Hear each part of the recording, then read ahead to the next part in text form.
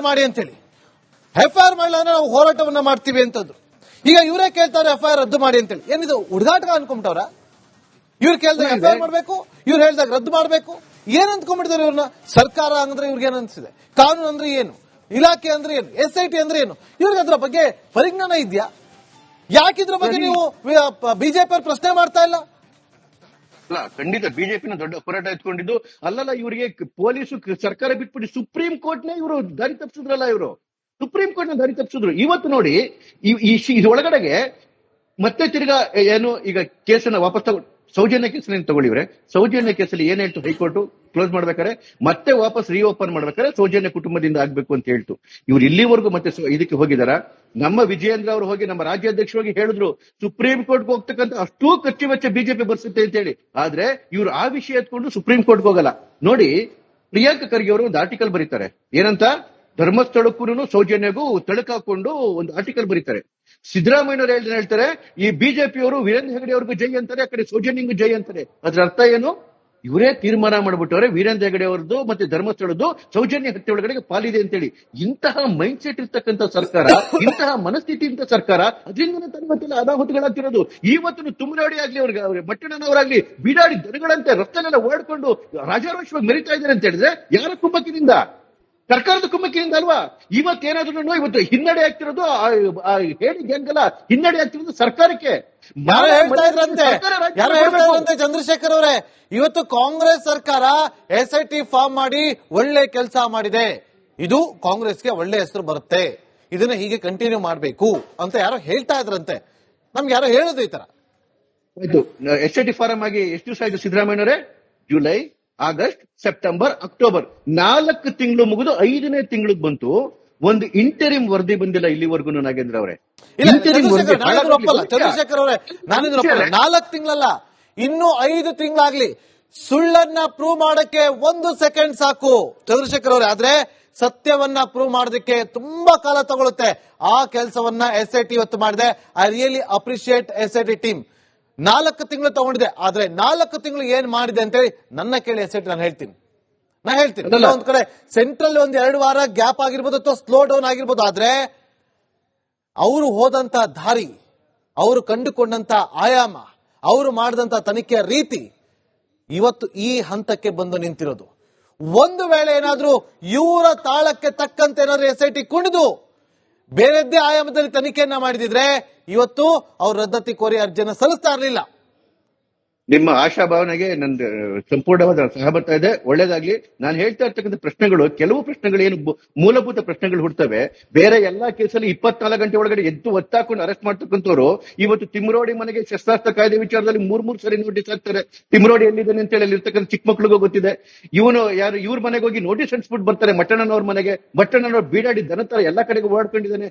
ಸಮೀರ್ ಹೋಗಿ ಬೆಂಗಳೂರಿಗೆ ಬೆಳ್ತಂಗಡಿಲೇ ಇದ್ದಂತಹ ಸಮೀರ ಅರೆಸ್ಟ್ ವಾರೆಂಟ್ ಆದಾಗ ಅವ್ರು ವಾಪಸ್ ಬೆಂಗಳೂರಿಗೆ ಹೋಗಿ ಅಲ್ಲಿ ಅವನು ಆಂಟಿಸಿಪೇಟರ್ ಬೇಲ್ ತಗೋವರೆಗೂ ನಮ್ಮ ಪೊಲೀಸಿಗೆ ಗೊತ್ತಾಗಲ್ಲ. ಅದ್ರ ಅರ್ಥ ಹೇಳ್ತಿರ್ತಕ್ಕಂಥದ್ದು SIT ಆಗ್ಲಿ ಅಥವಾ ಪೊಲೀಸ್ ಆಗ್ಲಿ ಈ ಸರ್ಕಾರದ ಏನೋ ಒಂದು ಒತ್ತಡದಲ್ಲಿ ಸಿಲುಕಿದಾರ. ಅಕಸ್ಮಾತ್ ಸಿಲುಕಿದ್ರೆ ಅದರಿಂದ ಬಾಚಿ ಕಡೆಗೆ ಬರಬೇಕು. ನಿಷ್ಪಕ್ಷಪಾತವಾಗಿ SIT ತನಿಖೆಯನ್ನ ಮಾಡಬೇಕು, ಒಳ್ಳೆ ವರದಿಯನ್ನ ಕೊಡಬೇಕು. ಹಾಗಾಗಿ ಮತ್ತೆ ಇದು ಏನು ಈ ಬುರುಡೆ ಗ್ಯಾಂಗ್ ಅಥವಾ ಹೇಡಿ ಗ್ಯಾಂಗ್ ಹಿನ್ನಡೆ ಆಗ್ತಿದೆ, ಈ ಹಿನ್ನಡೆ ಸರ್ಕಾರದ್ದು. ರೆಸ್ಪಾನ್ಸಿಬಿಲಿಟಿ ತಗೊಂಡೋದು ಸಿದ್ದರಾಮಯ್ಯನವರು. ಏನ್ ಹೇಳಿದ್ರಲ್ಲ ವೀರೇಂದ್ರ ಹೆಗಡೆ ಅವ್ರಿಗೆ ಸೌಜನ್ಯವ್ರಿಗೂ ಲಿಂಕ್ ಮಾಡಿ ಮಾತಾಡಿದ್ರಲ್ಲ ಸಿದ್ದರಾಮಯ್ಯನವರೇ.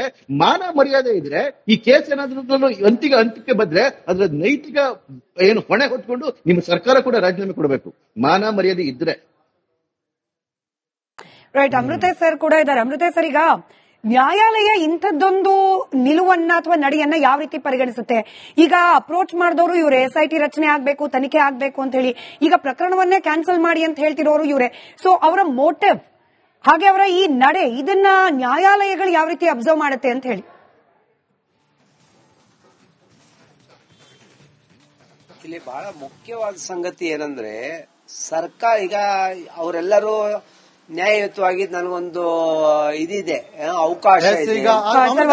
ನಾವು ನೇರ ಪ್ರಸಾರದ ದೃಶ್ಯದಲ್ಲಿ ಗಮನಿಸ್ತಾ ಇದ್ದೀವಿ, ಜಯಂತ್ ಟಿ ಈ ಪ್ರಕರಣದಲ್ಲಿ 2ನೇ ದೂರುದಾರ ಅವರ ಮನೆಗೆ ನೋಟಿಸ್ ಅನ್ನ ಅಂಟಿಸಲಾಗ್ತಾ ಇದೆ. ಆ ಸಂದರ್ಭದ ದೃಶ್ಯವನ್ನ ನೀವು ಇದೀಗ ರಿಪಬ್ಲಿಕ್ ಕನ್ನಡದ ಮೂಲಕ ಗಮನಿಸ್ತಾ ಇದ್ದೀರಿ. ಇಂತಹ ಅನೇಕ ನೋಟಿಸ್ಗಳು ಕೊಟ್ಟರು ಕೂಡ ಯಾವುದೇ ರೀತಿಯ ಸ್ಪಂದನೆ ಲಭ್ಯವಾಗಿಲ್ಲ ಅನ್ನೋದೇ ಈಗ ಇರೋ ಆರೋಪ.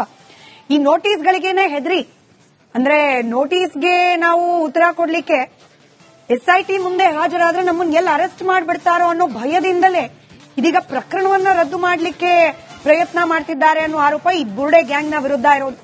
ದೂರುದಾರ ಜಯಂತ್ ಬೆಂಗಳೂರಿನ ಪೀಣ್ಯದಲ್ಲಿರುವ ಜಯಂತ್ ಅವರ ಮನೆಗೆ ನೋಟಿಸ್ ಅನ್ನ ಅಂಟಿಸಲಾಗಿದೆ. ಅದರ ನೇರ ಪ್ರಸಾರದ ದೃಶ್ಯವನ್ನ ರಿಪಬ್ಲಿಕ್ ಕನ್ನಡದ ಮೂಲಕ ನೀವು ಗಮನಿಸ್ತಾ ಇದ್ದೀರಿ.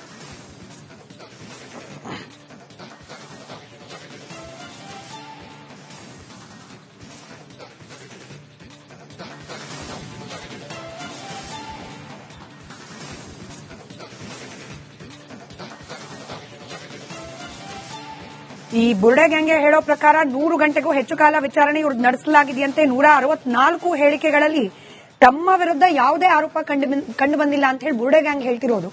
ಆರೋಪ ಕಂಡು ಬಂದಿಲ್ಲ ಅಂದ್ರೆ ಪ್ರಕರಣವನ್ನ ರದ್ದುಗೂ ಮಾಡಿ ಅಂತ ಹೇಳಿ ಯಾಕೆ ಕೋರ್ ಅರ್ಜಿ ಸಲ್ಲಿಸಬೇಕು? ಬೇಸಿಕ್ ಪ್ರಶ್ನೆ. ಹಿಂಗೊಂದು ನೋಟಿಸ್ ಅಂಟಿಸಿದ ಸಂದರ್ಭದಲ್ಲಿ ಅದಕ್ಕೆ ಕಾನೂನಾತ್ಮಕವಾಗಿ ಸ್ಪಂದಿಸುವ ದಾಯಿತ್ವ ಅವರಿಗಿರುತ್ತೆ. ಈಗ ತಪ್ಪೇ ಮಾಡಿಲ್ಲ ಅನ್ನೋರು, ಅವ್ರ ವಿರುದ್ಧ ಯಾವುದೇ ಪ್ರೂಫ್ಗಳು ಇಲ್ಲ ಅನ್ನೋರು ಧೈರ್ಯವಾಗಿ ವಿಚಾರಣೆಯನ್ನ ಎದುರಿಸಬೇಕು. ನೋಟಿಸ್ ಮೇಲೆ ನೋಟಿಸ್ ಕೊಟ್ಟರು ಕೂಡ ವಿಚಾರಣೆಗೆ ಹಾಜರಾಗ್ತಿಲ್ಲ ಅನ್ನೋ ಆರೋಪ. ಈಗ ವಿಚಾರಣೆಗೆ ಹಾಜರಾದ್ರೆ ಅರೆಸ್ಟ್ ಮಾಡಿಬಿಡ್ತಾರೆ ಅನ್ನೋ ಆತಂಕ. ಇದೆಲ್ಲದರ ನಡುವೆ ಪ್ರಕರಣವನ್ನ ರದ್ದು ಕೋರಿ ಅರ್ಜಿಯನ್ನ ಸಲ್ಲಿಸ್ತಾ ಇದ್ದಾರೆ.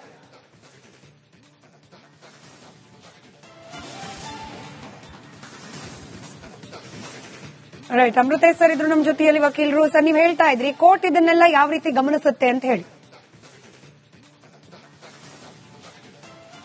ನೋಡಿ, ಇದರಲ್ಲಿ ಬಹಳ ಮುಖ್ಯವಾಗಿ ಏನು ಅಂದ್ರೆ, ಇದರಲ್ಲಿ ಬೇರೊಬ್ರು ಯಾರು ಹೊರಗಡೆಯವರು ಮಾತನಾಡುವಂತ ಮತ್ತೆ ಅವ್ರಿಗೆ ವಾದ ಮಾಡುವಂತ ಅವಕಾಶ ಇರೋದಿಲ್ಲ. ಸರ್ಕಾರ ಇದರಲ್ಲಿ ಆಪೋಸಿಟ್ ಪಾರ್ಟಿಗಳನ್ನ ಮಾಡಿದ್ದಾರೆ. ಅವರು ಯಾರು? ಈ ಬುರ್ಡೆ ಗ್ಯಾಂಗಿನ ನಕಲಿ ಹೋರಾಟಗಾರರು ಜಯ ಮಟ್ಟಣ್ಣನವರು, ತಿಮ್ಮುರೋಡಿ, ಮತ್ತೆ ಇನ್ನೂ 2 ಜನ, ಜಯಂತ್ ಶೆಟ್ಟಿ ಮತ್ತೆ ಇನ್ನೊಬ್ರು. ಆದರೆ ಇಲ್ಲಿವರೆಗೆ ಏನು SIT ಮುಂದೆ ಅಪಿಯರ್ ಆಗಿದ್ದವರು, ಅದರಲ್ಲಿ ಅನನ್ಯ ಭಟ್ ಅವರು, ಆಮೇಲೆ ಈಗ ಚಿನ್ನಯ್ಯ ಅವರು ಎಲ್ಲವನ್ನು ಸಹ ಬಾಯ್ಬಿಟ್ಟು ಹೇಳ್ಬಿಟ್ಟಿದ್ದಾರೆ. ಇದೊಂದು ದೊಡ್ಡ ಬುರ್ಡೆ ಗ್ಯಾಂಗಿನ ಒಂದು ನಕಲಿ ಕತೆ ಇದೆ. ಇದರಲ್ಲಿ ಇವರೆಲ್ಲ ಸೇರ್ಕೊಂಡು ಈ ತರ ನಾಟಕ ಮಾಡಿದ್ದಾರೆ. ಆದ್ರಿಂದ ಇವಕ್ಕೆಲ್ಲ ಮೂಲ ಕಾರಣಕರ್ತರು ಇವರು, ಅವ್ರನ್ನ ಕರೆದು ಮಾತಾಡ್ಸಿ ಅಂತ ಹೇಳಿದರು. ಇವತ್ತಲ್ಲಿ 160 ಗಂಟೆಗಳ ನಮ್ಮ ವಿಚಾರಣೆ ನಡೆದಿದೆ. ಹೋಗ್ತಾ ಒಳಗಡೆಗೆ ನಕ್ಕೊಂಡು ಹೋಗ್ತಾರೆ, ಬರ್ತಾ ವಿಜಯದ ಸಂಕೇತನ ತೋರಿಸ್ತಾರೆ. ಇವೆಲ್ಲ ಮಾಡ್ತಿದ್ದವರು, ಅಷ್ಟು ಧೈರ್ಯ ಇದ್ದವರು ನಿಮ್ ಮನೆಗೊಂದು ನೋಟಿಸ್ ಕೊಟ್ಟು ಬರ್ರಯ್ಯ ಅಂತ ಕೇಳಿದ್ರೆ, ಇವತ್ತು ಪಲಾಯನವಾದ ಮಾಡ್ತಿರಲ್ಲ, ಯಾವ ಬಿಲ್ದಲ್ಲಿ ಅಡಗಿದ್ದೀರಿ? ಹಾಗಾದ್ರೆ SITಗೆ ಯಾವುದೇ ಪರಿಕರಗಳಿಲ್ವಾ? ಅಡ್ವಾನ್ಸ್ ಟೆಕ್ನಾಲಜಿ ಇಲ್ವಾ? ಇವ್ರು ಎಲ್ಲಿದ್ದಾರೆ ಅಂತ ಕರ್ಕೊಂಬರಕ್ಕೆ? ಒಂದು ರೀತಿಯಲ್ಲಿ ಅವ್ರಿಗೂ ಸಹ ಫ್ರೀ ಬಿಟ್ಟು ನೀವು ಕೋರ್ಟ್ಗೆ ಹೋಗಿ ಕೋರ್ಟಲ್ಲಿ ಒಂದು ಆರ್ಡರ್ ತಗೊಂಡ್ಬಂದು ಅಲ್ಲಿವರೆಗೂ ನಾವು ಕಾಯ್ತೀವಿ ಅಂತ ಹೇಳೋಂತಹದ್ದು ವ್ಯವಸ್ಥೆ ಇದೆ. ಇಲ್ಲಿ ಸತ್ಯದ ಇದಕ್ಕೆ ಮಣ್ಣೆರಚುವ ಷಡ್ಯಂತ್ರ ಸಮೇತ SITನ ನಡೀತಿ ಅಂತ ನನ್ನ ನೇರ ಆಪಾದನೆ ಇದೆ. ಇವತ್ತು ಅವ್ರು ಹೇಳ್ತಾರೆ ಎಲ್ಲಾರ್ಗೂ ನೋಟಿಸ್ ಕೊಟ್ಟಿದ್ದೀವಿ, ಯಾರೂ ಬರ್ತಾ ಇಲ್ಲ ಅಂತ. ಹೌದಪ್ಪ, ನಿಮಗೆ ನೆಕ್ಸ್ಟ್ ಸ್ಟೇಜ್ ಗೊತ್ತೇ ಇಲ್ವಾ SIT ಅವರಿಗೆ? ಇವತ್ತು